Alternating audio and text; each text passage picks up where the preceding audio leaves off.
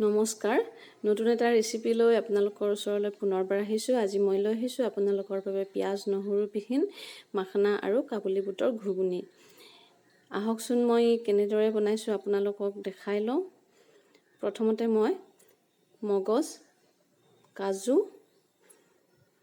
খিচমিচ আৰু এলমণ্ড আধা ঘণ্টাৰ বাবে তিয়াই থৈছোঁ। মই লৈছোঁ নিমখ, হালধি, ধনিয়া গুড়ি, জিৰা গুড়ি আৰু জালুকৰ গুড়ি আৰু শুকান জলকীয়া, তেজপাত আৰু গৰম মছলা লৈছোঁ, লং, ইলাচি, দালচেনি, গাখীৰ মই আধা কাপৰ কম আৰু মাখনা এবাটি, কাবুলী বুট মই তিয়াই থৈছিলোঁ আৰু বিলাহী মই 2টা কাটি লৈছোঁ।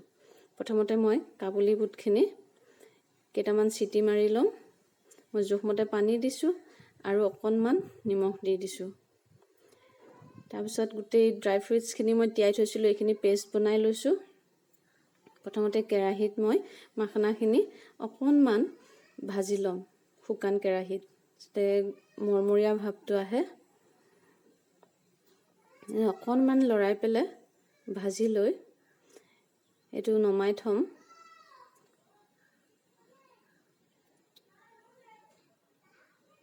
তাৰপিছত মই কেৰাহীত আধা চামুচ ঘি দি দিছোঁ।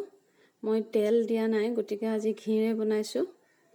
তাত মই গৰম মছলাখিনি দি দিছোঁ আৰু সেই তেলতে তেজপাত আৰু শুকান জলকীয়া দি দিছোঁ আৰু এইখিনি অকণমান ভাজি লৈছোঁ।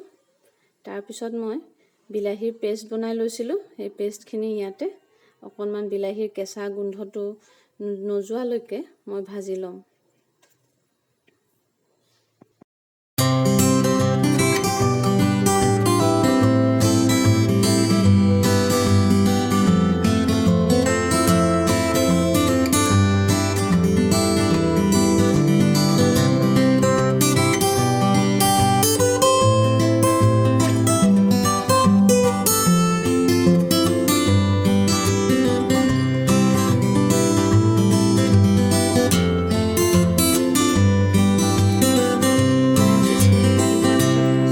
খিচমিচৰ পেষ্টখিনি মই ইয়াৰে লগত একেলগে অকণমান সময় ভাজি ল'ম।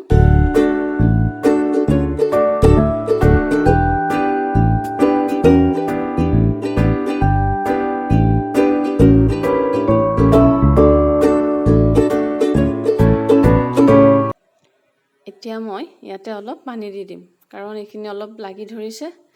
অলপ পানী দি দিছোঁ। গোটেইখিনি পানী মই একেলগে দিয়া নাই আৰু অলপ পানী মই পিছত দি দিম। আৰু মই সিজাই থোৱা কাবুলী বুটখিনি ইয়াৰ লগতে দি দিছোঁ। মই 7টামান চিটি মাৰি লৈছোঁ। আপোনালোকে যেনেকুৱা জোখত চিটি মাৰিব বিচাৰে মাৰি ল'ব আৰু মই মাখনাখিনি দি দিছোঁ। আপোনালোকেও এনেদৰে পিঁয়াজ নহৰু নিদিয়াকৈ বনাই খায়, তথাপি মই বনোৱা ৰেচিপিটো কেনেকুৱা পালে আপোনালোকে জনাব। আৰু এতিয়া মই অলপ পানী দি দিছোঁ আৰু ঢাকনি লগাই 5-7 মিনিটৰ বাবে সিজিব দিলোঁ। এতিয়া গ্ৰেভিটো ধুনীয়া হৈ আহিছে, ঠিক হৈছে পূৰা। এতিয়া খাবলৈ সোৱাদ হৈছে আৰু মই তেজপাত 2টা পেলাই দিম এতিয়া। তেজপাত 2টা তেলত দিছোঁ যেতিয়া তেজপাতৰ গোন্ধটো নোহোৱা হৈ গ'ল এতিয়া। আৰু শেষত মই গাখীৰ দিছোঁ। গাখীৰ মই আধা কাপৰ কম লৈছোঁ। দি অলপ লৰাই দিছোঁ গোটেইখিনি একেলগে আৰু ধুনীয়াকৈ উতলি আহিছে। মই শেষত কচুৰি মেথি অলপ দি দিছোঁ আৰু লাষ্ট মই বাটাৰ অলপ দি দিছোঁ। আৰু আপোনালোকে এনেদৰে বনাই খাই চাব। মোৰ ৰেচিপিটো কেনেকুৱা পালে জনাব। ভাল পালে লাইক কৰিব, কমেণ্ট কৰিব, শ্বেয়াৰ কৰিব আৰু ছাবস্ক্ৰাইব কৰিব। ধন্যবাদ।